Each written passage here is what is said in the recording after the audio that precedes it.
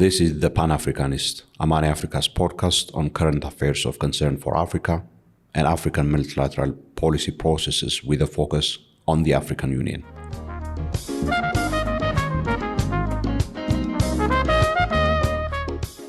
Today we are very pleased to have with us for the Pan-Africanist, Amani Africa's podcast on African and African Union affairs. With us, Dr. Mohammed Ibn Chambas, the Chairperson of the African Union High-Level Panel on Sudan, to discuss with us the state of the peace and security situation in Sudan, and also the role that the AU High-Level Panel in Sudan is playing in order to resolve this very destructive war currently unfolding in Sudan into its 15th month now. Your Excellency, first of all, thank you very much for making time to have this conversation with us at this critical juncture in the trajectory of the war and the conflict in Sudan. We very much appreciate that. Thank you. Thank you, my brother. And always a pleasure to be invited to participate in this podcast by Amani Africa. And let me take this opportunity to commend you for the good work that you continue to do on behalf of our continent and its people. Keep it up. Thank you so much. We count on the good work that you do, and indeed we consider your success for us and for Africa as a whole. Your Excellency, since taking over this very weighty responsibility after the establishment of the high-level panel by the Peace and Security Council in November last year, you undertook a regional tour for listening to and engaging various Sudanese stakeholders as well as regional stakeholders as part of laying down the groundwork for your role. What did you learn from your listening tour from Sudanese, from the regional stakeholders, and how did this inform the preparation of your next steps in executing your mandate?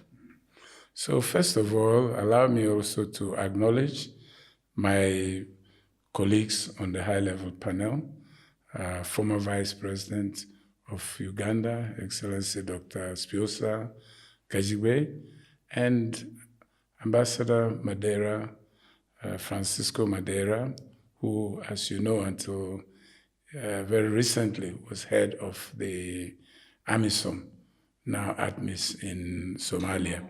So these are two personalities who come to this also with extensive backgrounds and experience in African conflicts. So we are very, very pleased to be working with each other, reinforcing each other as we seek to be of support to the Sudanese people in ending the war. Our first task, as you have rightly said, was to do a trip around, going first to Sudan, but also around the neighboring countries. The neighboring countries, just as Sudan, have been impacted by this war. Of course, the crisis is one that is completely gone out of control in the sense of the destruction, the death, the displacement that it has caused. As you know, most of these conflicts tend to start from the peripheries, work their way to the capital, and in most cases, they don't reach the capital, the big cities. The uniqueness about this particular conflict in Sudan is the fact that it broke out in the capital. And consequently, the extent of destruction was massive, and the displacement equally in huge numbers. Going around and listening to Sudanese themselves, to neighboring countries, what came out very forcefully is the need for the African Union to step up, to engage, and to see what it can do to end the war, to improve the humanitarian situation, and above all, to engage in a political process that can end this war. Because we are all agreed, there seems to be clarity that there's no military solution to this crisis. There cannot be a military solution to the crisis. So that message came out very, very strongly from our trips to Sudan and to the neighboring countries of Sudan. If, as you said, one of the major impressions from the consultations is that there is no military solution to the conflict in Sudan, the facts on the ground seem to suggest otherwise. Indications from these facts on the ground is that the two warring parties, major warring parties, the Sudan Armed Forces and the Rapid Support Forces, seem to be convinced that they are capable of achieving their goals through a military means. And, in that regard, are there, for example, conditions where they said in order for them to stop the war, certain conditions should be made that they have communicated? Yes, the sad thing is that war has its own logic, unfortunately. And those who are engaged in war have their own false sense of the ability to win it through military means. Perhaps it's sometimes from the kind of armaments that they have, their supply chains, which may still be viable. But the truth also is that the consequences are so dramatic that you would think at some point people would hold back and say, wait a minute, even if we can win militarily, the cost of winning will end up in everyone being a loser. And we can see that on both sides, there are moments when they believe they have the upper hand and could impose a victory on the other side. The price of that, the cost of that, the price that the population is paying, it's too huge to continue in this trajectory. And that's why a peaceful solution must be sought. Yes, as we went around, there were certain conditions, but the truth is that in these contexts, it is better to go into negotiations for ceasefire without preconditions. The danger of having preconditions to enter into ceasefire, to stop fighting, is that you may never agree on the preconditions, and this will have a tendency of dragging and pulling and pushing the forces of war forward. And you can see that there were attempts to achieve a ceasefire. Some agreements were signed.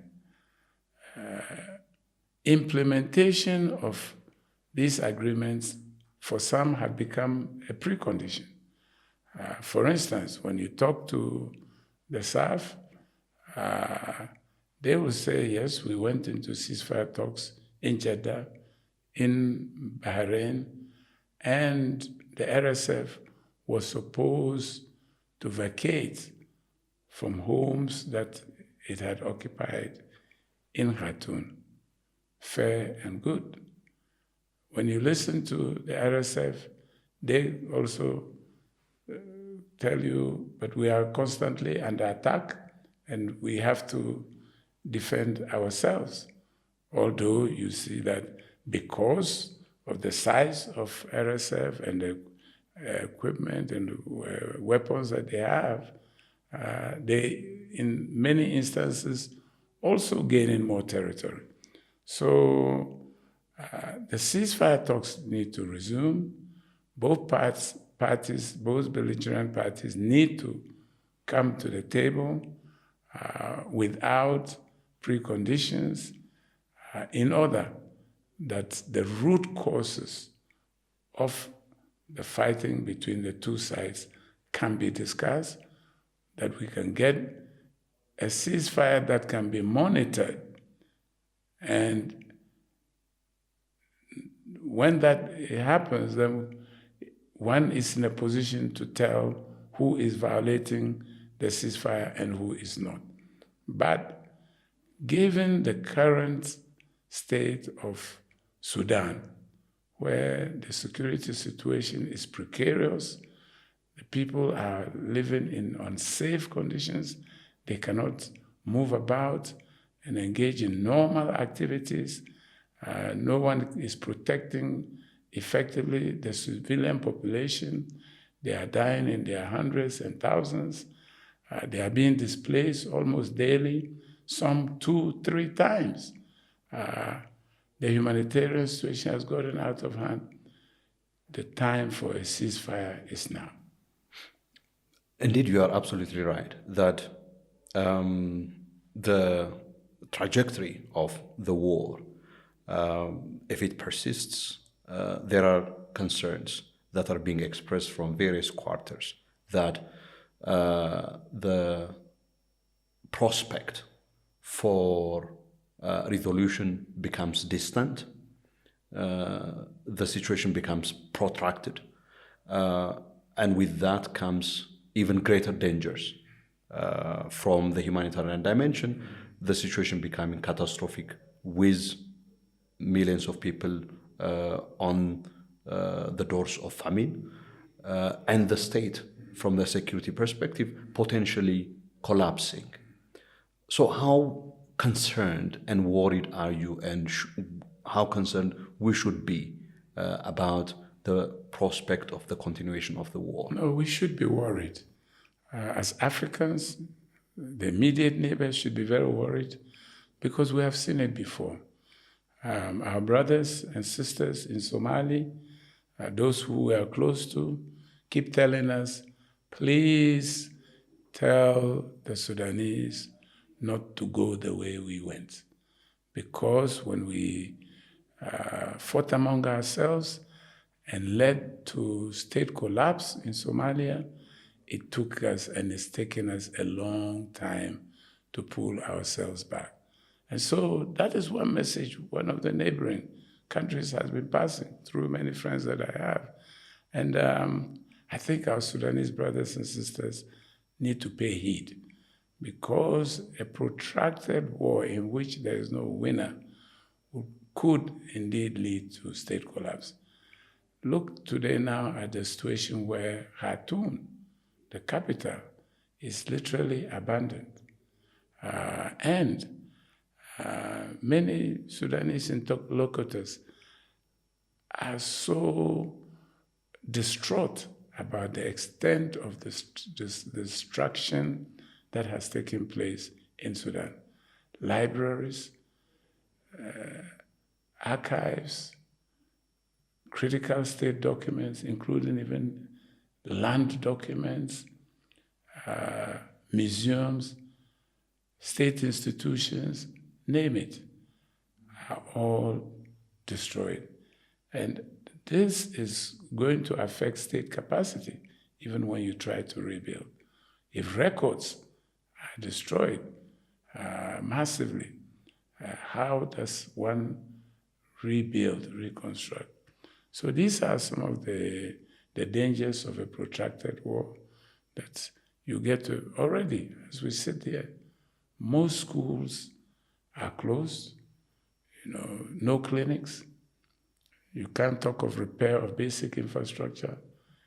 Electricity has become unreliable, and water services, basic amenities are not available to most Sudanese today. And I think a line should be drawn by Sudanese, by the belligerents, to say, no, enough is enough. We cannot let things deteriorate beyond a certain level. We need to save ourselves from total state collapse. We need to hold ourselves back and allow dialogue and political process to resolve the differences that Sudanese may have.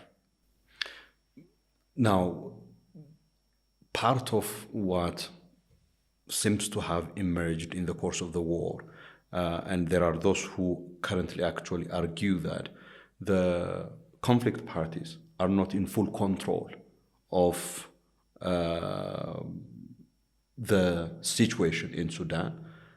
Actually, they are not autonomous agents, and they have become a pawn in a proxy war involving regional and extra-regional actors. And how much does the fact that regional and extra-regional actors are providing weapons, supplying money, and in the process exercising oversized level of influence on the conflict parties affect your engagement and the peace process? Well, that's always a danger with our African conflicts, and that's why the African Union and the RECs, such as IGAD and other African RECs, always condemn an internationalization, a regionalization of the conflicts. Because once the belligerents nationally then have sponsors or those outside who support their war effort, the conflict tends to drag on, and sometimes even when the national effort wants to stop it, it is being fueled by the external interests. Sudan is not an exception in that case.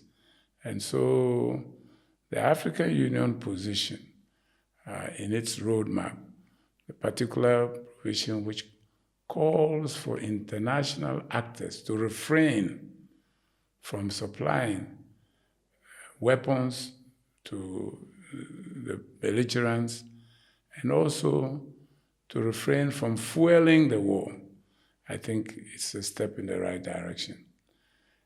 If we don't succeed in getting those who are providing financial and military and weaponry to the conflict, it will continue to frustrate the search for lasting peace in Sudan. So, yes, in our efforts, we have realized that the external support is keeping the fighting going.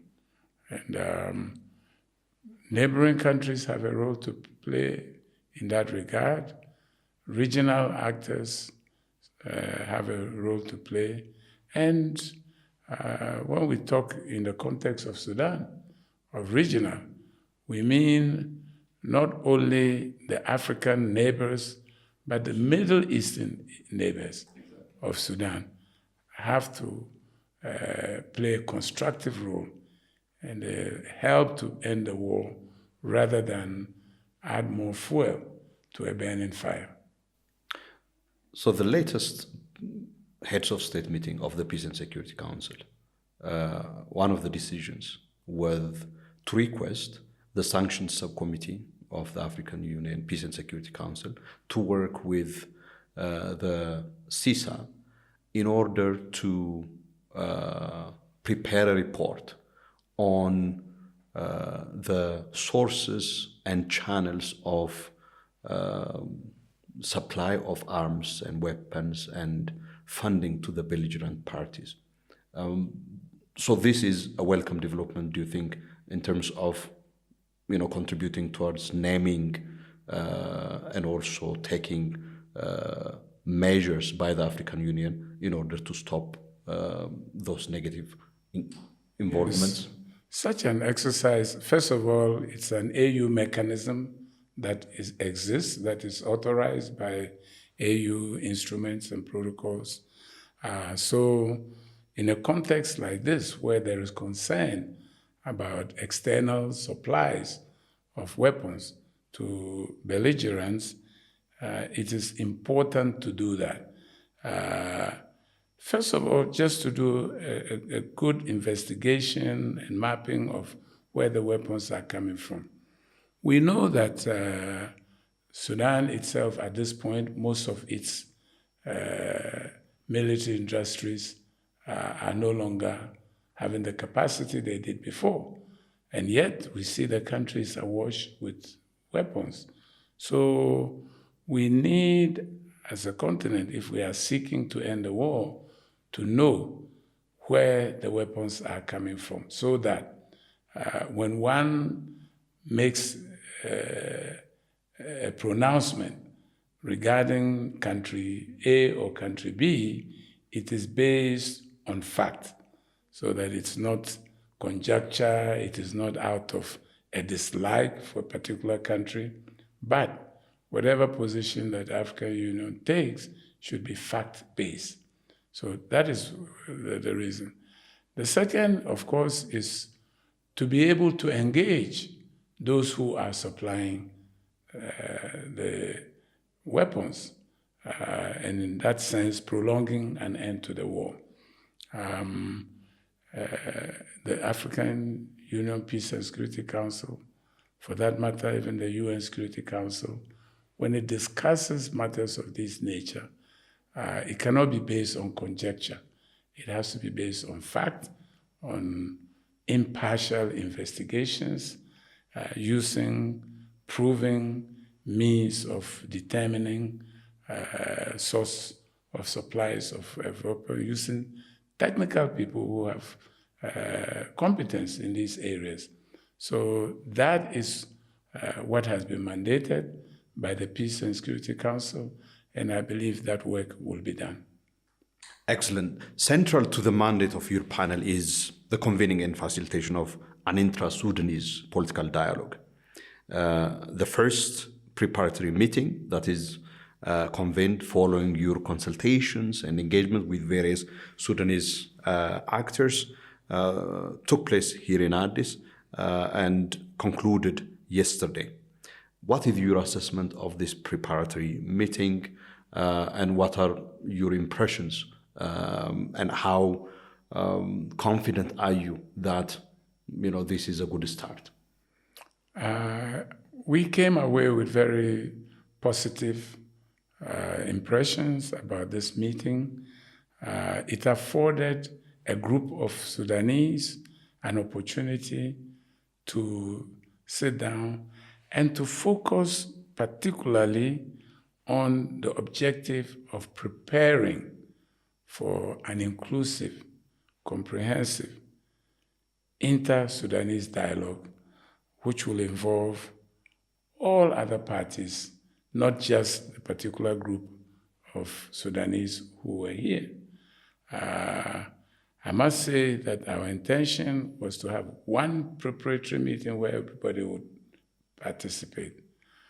Along the lines, we were made to understand by some groups that they were not ready yet for such an approach, which is fair. We then informed them, we will go ahead and listen to those who have responded to the invitation, get their views as to this process of convening, as mandated, I should say, by the AU Peace and Security Council, a political dialogue which will bring all Sudanese together.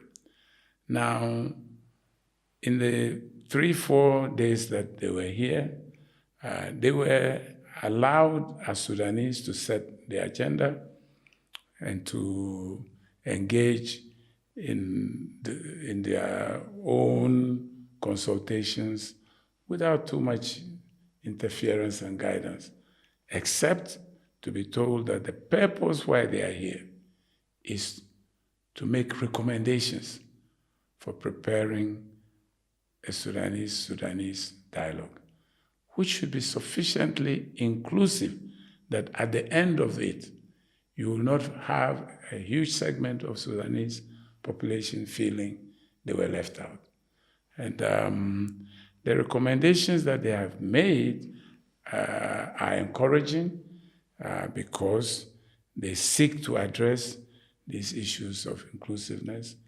They have itemized an agenda which is encompassing from how civilian and political actors can contribute to ending the war, addressing humanitarian access, humanitarian issues, to constitutional issues of out of the war, what system of governance do you put in place to avoid Sudan more or less rising and falling into crisis every so often?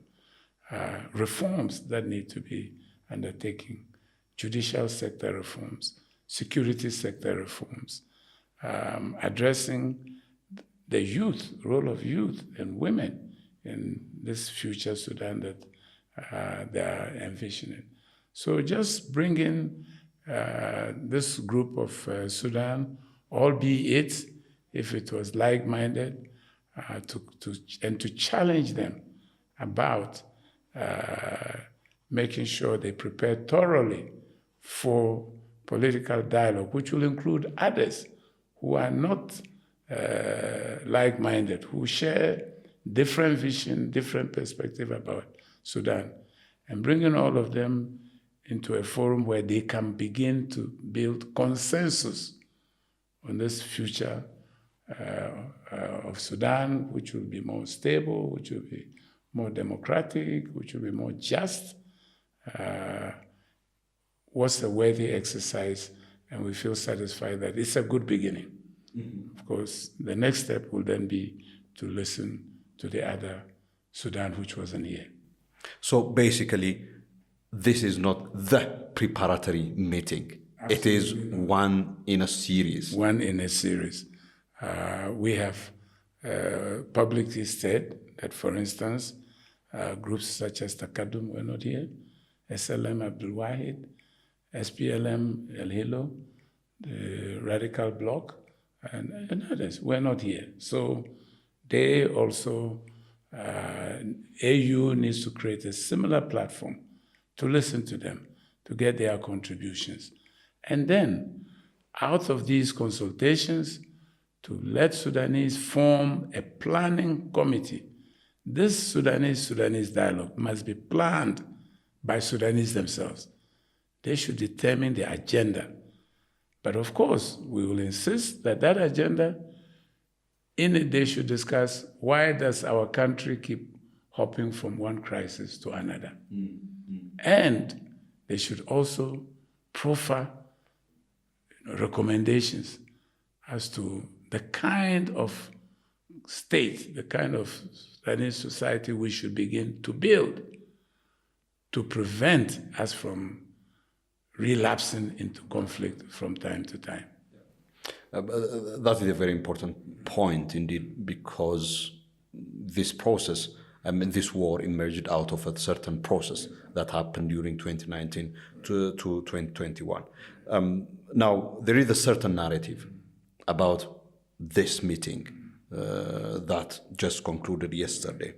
That narrative is one that says those groups that are not here actually boycotted the meeting. And the reason for that boycott has to do with the fact that the list of participants of the meeting was not shared with those to whom invitation has been extended. And this created an atmosphere of mistrust about the process, but also a deficit of trust about the process. So there is a certain narrative around this thing. Actually, a significant portion of the civilian and political groupings are not represented in this initial meeting. And part of that narrative also has to do with this initial meeting is allowing or is being used by certain elements that a majority of civilian and political forces do not wish to see participating in, such as, for example, Islamists or the National Congress Party, or those who are perpetrating very heinous crimes in the course of the conduct of this war, the warring parties. What do you have to say for this? Yeah, first and foremost, let me just state that we must always be open to criticism and to improving our method of work. So I am not one who will say, don't express your views about what we are doing. We are humans. On the other hand, when a situation like this arises, we have also to sort out what is fact from fiction. And there is a lot of commentary around this which is not fact-based. Specifically, to say that the AU provided a platform for the National Congress Party is false. The National Congress Party is a proscribed group under the Constitution of Sudan, and it's not for the AU to ignore that and to issue invitations to the National Congress Party, which didn't happen. And it will not happen as long as that particular party is proscribed by Sudanese law and constitution. Now, the inclusivity of this particular first group is not in doubt as long as those who were invited, so there was not a situation where the AU refused to invite certain groups. The AU was very open and invited all groups. If for some reason some of those groups could not attend or refused to attend, we take that in good faith.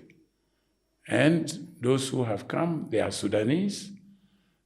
They represented more than 15 Sudanese blocs, part of Sudanese political and civil society.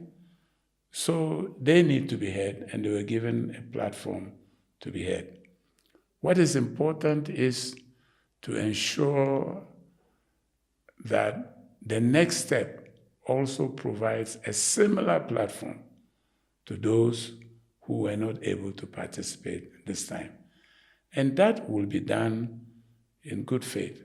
As a matter of fact, the high-level panel is engaging constantly with those who are not here.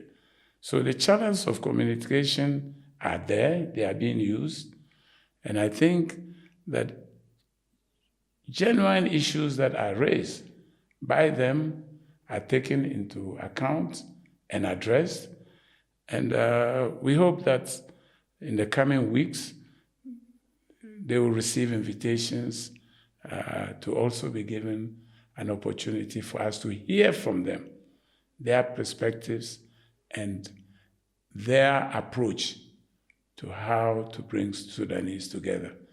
Because as the saying goes, you don't make peace with your friends.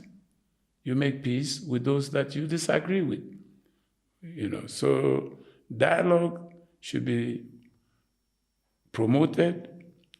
Tolerance of varying views should be encouraged, and a spirit of compromise needs to be built, especially among people who are torn apart by a vicious war which, as we have discussed already, is causing untold suffering to the people, to the population, to ordinary people of Sudan. So their interest, the time has come to put the interests of these Sudanese suffering masses over and above every other consideration, political affiliation, religious affiliation, ethnic group, regional, individual ambitions, all of this need to be put aside, and the supreme interest of Sudan and its people should now prevail. And that's what the high-level panel will continue to work with, stretching an arm out to all Sudanese of good faith who want to advance the interests of their country and the war, enable and create conditions for humanitarian assistance to reach needy population, desperate population, work to rebuild the Sudanese state. In terms of what you are describing, so are you suggesting that moving forward, based on the lessons learned, that there will be full transparency in terms of who would be participating in what process? And also one concern that was raised from Sudanese actors that we have interacted with is there wasn't adequate and transparent consultation on allowing Sudanese to define basically the process, to define also a criteria on participation. I would say that it was not a lack of transparency. Maybe it was a lack of understanding each other, because we will remain guided by certain key principles. And indeed, for the group that assembled, we let them understand that, including transparency in this process. Transparency because, as high-level panel, we have nothing to hide, absolutely nothing to hide. 2, we derive our mandate from the African Union Peace and Security Council, which has enumerated a roadmap, and we are bound to follow that, and we follow that scrupulously. Secondly, or thirdly, it needs to also sometimes be explained that opening up invitation to everybody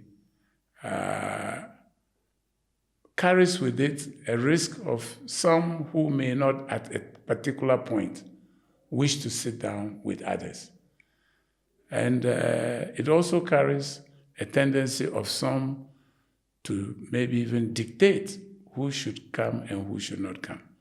And on that, there can be genuine and good faith disagreement with an organ such as the African Union and the high-level panel, which has a mandate to organize a meeting which is inclusive. So those tensions will be there. One way of getting around it has been to organize in phases the consultations. Mm-hmm. And that, for me, is one way of dealing with maybe people at certain point may not be really, war generates a lot of hurt and emotion, and so one has to be sensitive. Timing is important. You cannot force people at a certain point to sit down, even if they are fellow citizens. They are all Sudanese, but one has to be sensitive. At what point can you create a common forum for people to dispassionately be able to engage in dialogue? And this is where timing comes in.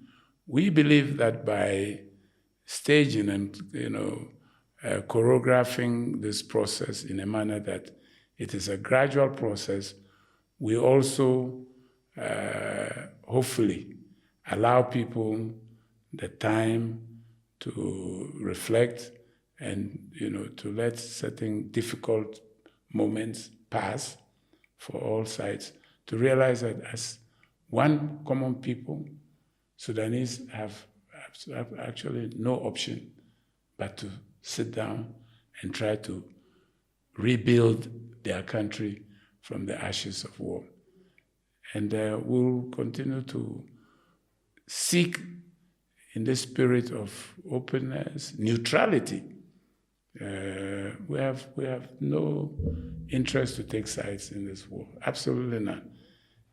In any case, the principles that we work with, to be a good mediator, you have to strive to be, not only to be neutral, but to be seen as neutral. We will approach it also challenging the Sudanese to be comprehensive in the way that they will deal with this, with the crisis, so that when they meet, there should be no subject should be taboo. No issues should be off the table. To put it on the table and discuss it. And then I have to always come back to the inclusivity of that process will be important. Because when we have consulted Sudanese and posed the question, what has been some of the factors that has caused conflict from time to time? The issue of exclusion, whether it is regional, whether it is center periphery, whether it is ethnic, whether it is racial, continues to come up. Mm-hmm. So Sudanese have to face that among themselves, because they admit when they do the analysis, they are quick to first to tell you exclusion is part of our problem, or not just part, has been the bane of the Sudanese state. So going forward, whatever process is being designed has to address the issue of inclusivity. What does it mean for a process to for be? a process, exactly. And substantively speaking. Exactly. Yeah. Now, obviously, from the conversation that we are having, there are a lot of challenges. Some of the challenges are challenges that arise from the nature of the conflict, the kind of harm that it has caused, and the genesis and evolution of the war itself, and the grievances that various Sudanese have. That is, one aspect of it. The other aspect of it that our conversation highlighted has to do with the supply of weapons, arms, provision of assistance of different kinds, including funding, to the warring party. That is another side of the challenge. People raise also as additional challenge the multiplication of forums, yes. and different kinds of processes. You mentioned earlier, for example, the Jeddah process relating to negotiation on ceasefire and cessation of hostilities. As we speak here, there is a convening on humanitarian issues in Geneva by the special envoy of by the personal envoy of the United Nations Secretary General, trying to work out those details. IGAD has its own initiative. So, and there are many special envoys of individual countries. So part of the question here is there, how does your process fit into and cohere with all these other platforms? Do you see this being coordinated? Is there adequate, complementarity and working together? Or actually we are in a sphere of competition, making a very difficult situation even more difficult? Yes.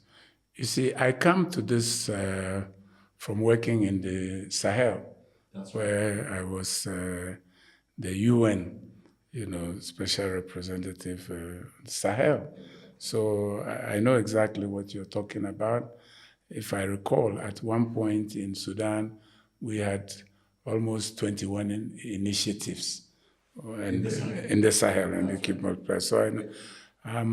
Yes, and what I say about this in the first hand is to admit that this shows interest, because in the case of Sudan, Sudan, this war and the consequences has produced the worst humanitarian situation in the world.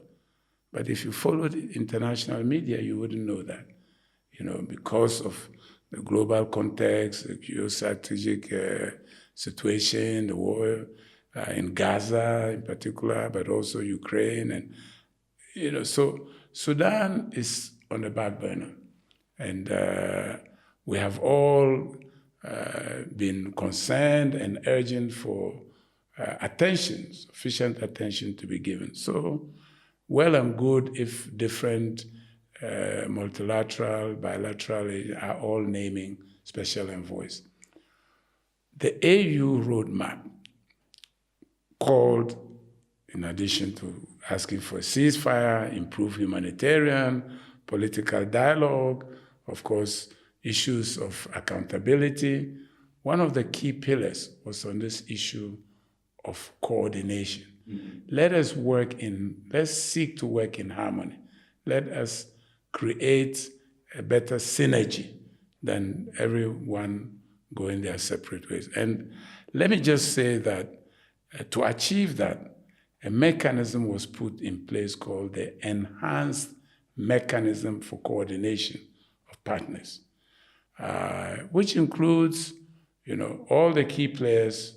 At the risk of leaving any out, let me just say it certainly includes the multilaterals, AU, League of Arab States, IGAD, UN, EU, the neighboring countries, because I have emphasized over and over again that the immediate impact of this war is on the neighboring countries. 2 million refugees are already being harbored by neighboring countries, so their role is important in this. But also, a neighboring, as I've said, it's not just African neighboring countries, but Middle Eastern neighboring countries.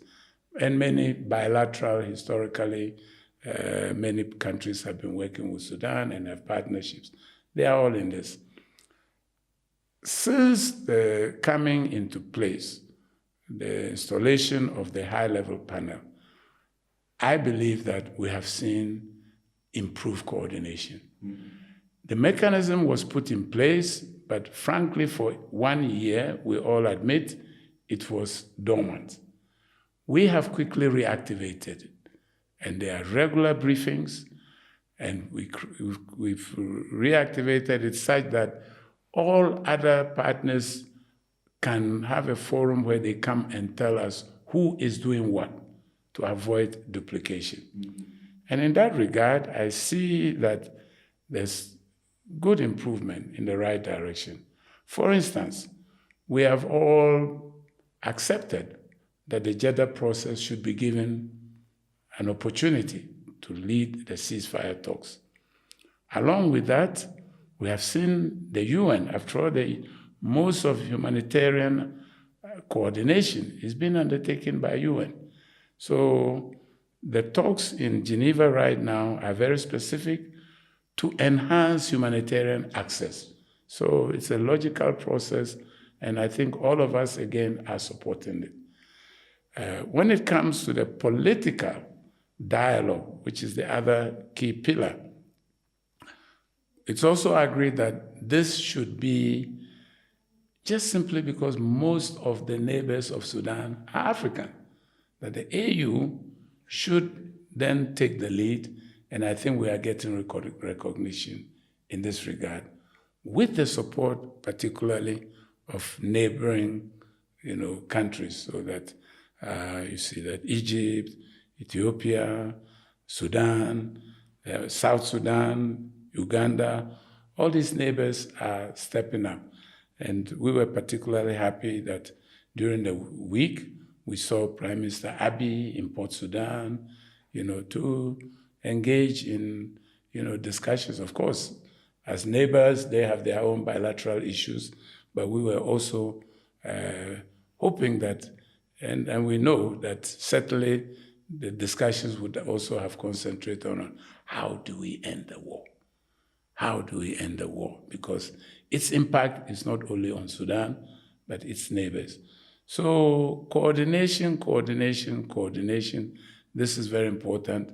And the way we will achieve it is to have regularity of meetings of the enhanced mechanism. We're determined to do that. That means that some of the meetings will be virtual, as they have been. Some of the meetings will be in person. And they don't always have to be in Addis. I've been saying that time again. Why not? If IGAD, wishes to host some of the meetings, indeed, that should be in the margins of the United Nations.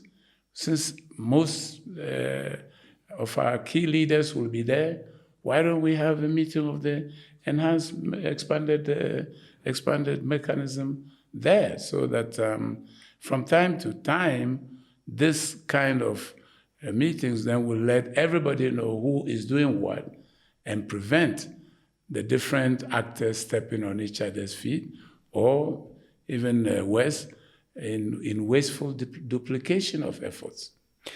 One thing that I would like to add here, and then I will have just the last question relating to protection of civilians. But before that, one of the concerns observers have raised is that the expanded mechanism has not led to the development of a shared strategy. Yes, the truth is that it is, in this context, very difficult to have one common shared strategy or programming, because you're dealing with different partners with different internal reporting mechanisms. And in my experience, it may be too much to be asking everybody to simply align in a certain direction. The broad contours we will agree with. We all need a ceasefire.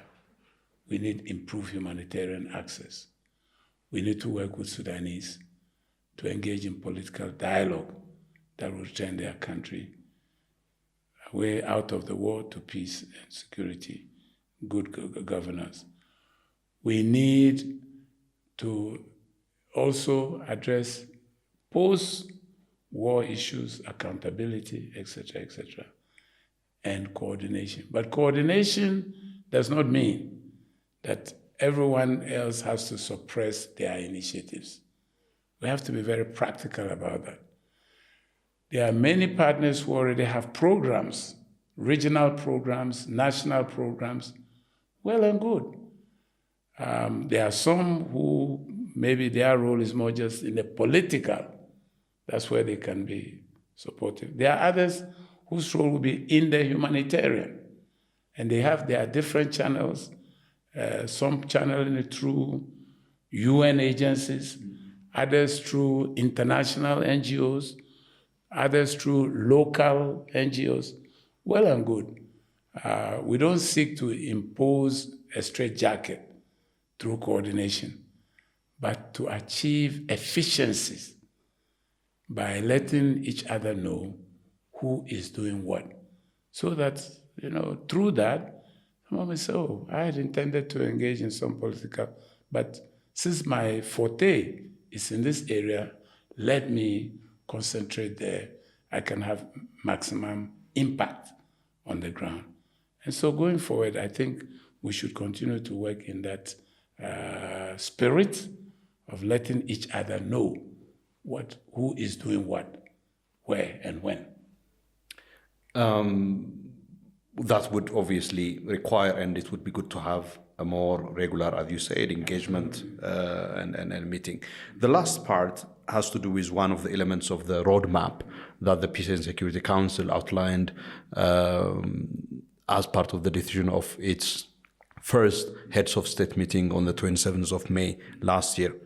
And this has to do with the protection of civilians and the humanitarian situation. We just received reports from various sources today during the course of the past couple of days that a massacre was committed, particularly by the RSF in North Kordofan, following a fire opened against a commercial convoy, massacring 27 people. And issues of very grave violations of human rights and international humanitarian law are the dominant features of this war since the beginning. Indiscriminate attacks, including in the capital, as you said, where the war started, leading to displacements and so on. So what is the role of the panel, and what is the panel doing in order to address protection of civilians and also the compliance with international humanitarian law and human rights law? We have to be very clear about the mechanisms for enforcing protection of civilians and international humanitarian and human rights laws. There's no question that there have been egregious crimes committed in this war.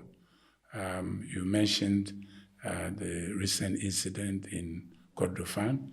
Before then, there was Janina. Now we know also about situation around El Fasher, and even at the beginning of the war in Khartoum, yes. The kind of atrocities that occurred with fighting in the urban, center, and the destruction and loss of life. So no question that has to be addressed. Clearly, it relates to two issues. One, ceasefire talks are important. We must have a ceasefire, because as long as the fighting is going on, we may not even know the scale of atrocities that have been committed. So it has to stop, and we have to then have in place monitoring mechanisms and also mechanisms for protection of civilians, including we have to think of deployment within Sudan to achieve that. Exactly. Because if there's no deployment, it will be difficult even to go to certain parts of Sudan to begin to know what is happening. So that's one side. Deployment as in peacekeeping, maybe peace enforcement. And this is where the AU has to engage in discussions with UN and other partners regarding Resolution 2719. This may present a test case. I've been saying that from the beginning, that this may be presenting as a test case for seeing how to activate it and to implement 2719. In using UN assist contributions for AU peace support operations. AU support. This will go a long way to provide actual physical protection of the vulnerable population who are right now caught in between the belligerents. When that situation is provided, then the other pillar of AU roadmap is on finding out who did what. The investigations which need to happen so that people will be held to account. It's all part of ensuring that there's sufficient deterrence so that never again, whoever did what, if they are held to account, it will be sufficient deterrent so that never again will Sudanese population be subjected to such gross abuse of human rights and humanitarian laws. But the panel can also play a role in impressing on the parties that you engage with to insist that they have to have clear guidance, and also the panel is providing such a platform. The panel is, in fact, I can tell you, relating it again to this preparatory conference, it is assuring to see that the first group that we have met with, including their recommendations, they also call for accountability and addressing issues of violations of international human rights law and international humanitarian laws. Including basically the warring parties while engaging in hostilities to stop, the kind of indiscriminate attacks that they are having on civilians. Yeah. Thorough investigations need to be done, and then you let the axe fall where it may. Excellent. Your Excellency, Dr. Mohammed Ibn Chambas, the chairperson of the high-level panel on Sudan. We are very grateful for your time. We wish you all, as you engage in this delicate, enormously difficult, but hugely important process, trying to avert the disaster that is unfolding in Sudan and create the conditions for peace and stability in Sudan, for ending the plight that Sudanese are caught up in this process. We also thank all of you, our listeners, for listening to and joining us in this edition of our podcast, Amani Africa's podcast, The Pan-Africanist. We shall have another round next time. Until then, thank you very much again for joining in. Thank you, sir. Thank you. This is one of the Pan-African platforms we are very proud of. Amani Africa, keep up the good work you are doing. Thank you very much for your collaboration. Thank you, sir. Thank you.